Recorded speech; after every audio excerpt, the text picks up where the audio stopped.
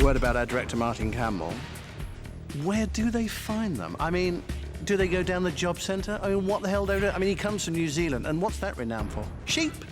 I mean, I ask you, you go around on the set and he's going, action, I mean, it's absolutely ridiculous. I mean, when he directs, I mean, all that comes into my mind is, well, 3 words, really, Piccadilly Circus and traffic. That's all I can say.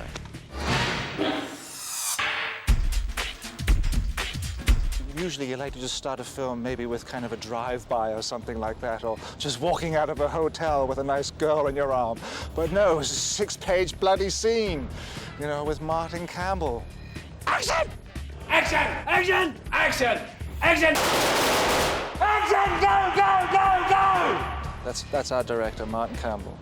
I do a lot of yelling and shouting, and I do that because that's me, and I think they all kind of get used to that. A bit manic, but totally manic, yeah. But a good director. Although he's extremely demanding and very unforgiving, he does it with a great smile and a sense of humour that you can only love. Yeah, you were on your toes, because you didn't want to get a whipping from his tongue. He could cut you in half. And people asked me what was I thinking of as I took off from that dam. And the vision I had was Martin screaming at me if I hadn't got this gun out. So my mind was made up that I didn't care whatever happened, I was going to get this damn gun out. If the prop is not there, then why isn't it there? Anybody knows what the fuck I'm doing. I mean, that guy doesn't. On top of that, he's a lunkhead. Got him. Come on, how long are we going to be with this? Right, let's just get this guy into his damn boots and let's hurry it up. I think Martin has, dare I say it, endeared himself to everybody. Everything's fine, you know. Just doesn't give me a break. I'm making it up as I go along. Shut the f up over there! Shut up. You would just annihilate anybody that got in the way of the scene. God almighty. I must say you look very fetching in the dime. Now, can you get your ass in here any quicker? I know your legs are too long, but get them faster. Other than that, very good, Famke. Excellent, darling. Wait, why are they coming out? Did I cue action? No. F***'s sake, what's going on? Wake up, you twat. Right. Stand by. Here we go. Tell everybody upstairs to all be paying attention and think about what they're doing. He was never like that with actors. With actors, he would be gentle, he would be kind. I mean, you know, and then he would just zing you a little bit. Come on. Sharp as a knife, 110%. Come on, do it! Now, usual stuff, boys. Sharp as a knife. Here we go. I know, we're going to rehearse till we get it done. When they tell me they're ready all the time. Boys, here we go. And 3, 2, 1, action!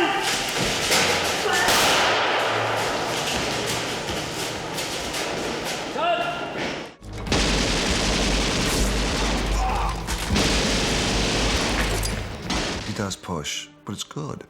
And this film needed that to really get off the ground again. And his energy was brilliant. He was a great man to be in the trenches with. You know, you need a warrior like that. You need somebody who you can trust and who you believe in as an actor.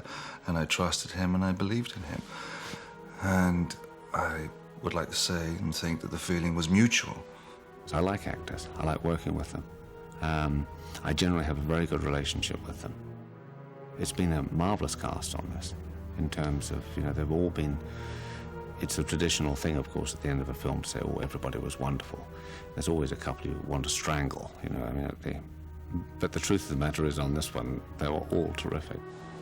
Martin Campbell has been a great comrade in arms as a director. Martin wants this film to work.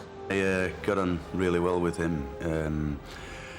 He's really good with actors. I mean, he tells you exactly what he wants and he explains what he wants, and he doesn't really stop till he gets it. It's nice to work with somebody who knows what they're doing. You know, it's in there, but it's what has taken over now is you are going to get your revenge, and you're now in a position to get back and right all those wrongs.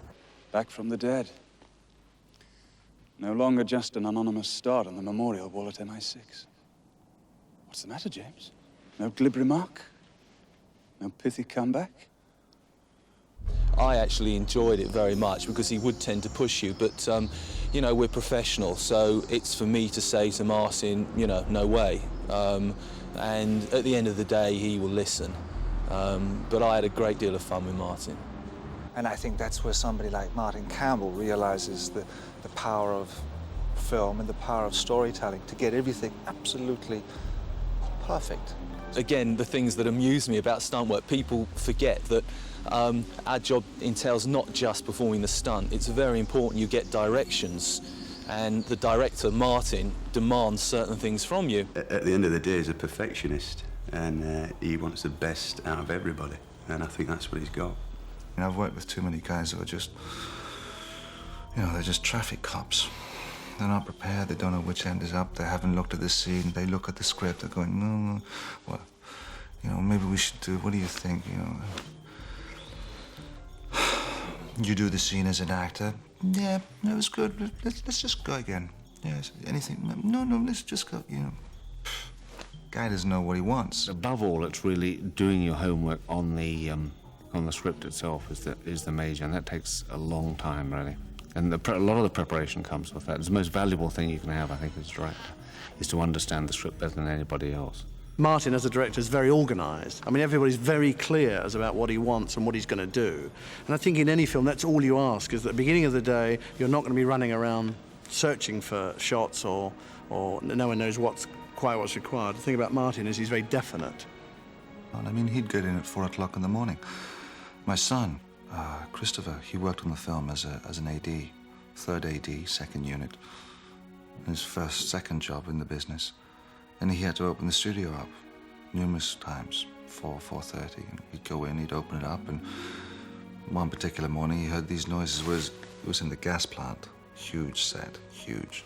And he heard these noises like... It was Martin behind the tanks, prepping the scene, running as Bond, running as Sean Bean, Trevelyan. Scared the crap out of Christopher. He thought it was a burglar or something like that. But the man gets in there, and he prepares.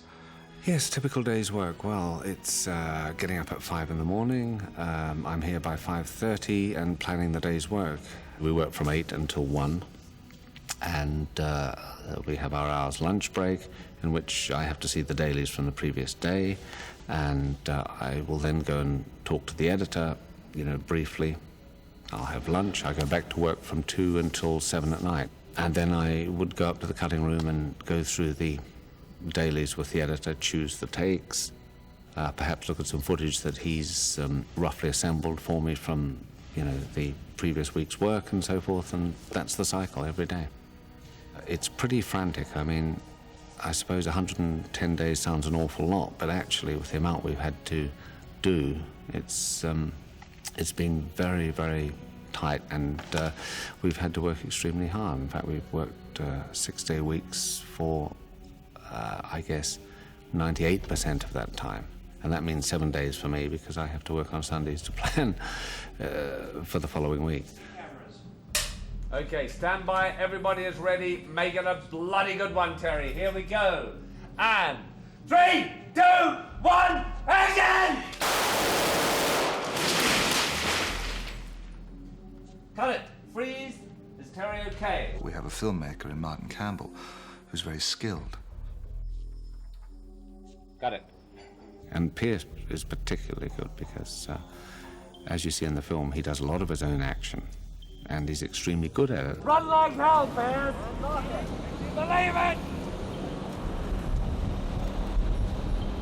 And he gets punished for it as well. By that, I mean, you know, he'll come out with cuts and bruises and bangs, and you know, he's not a complainer.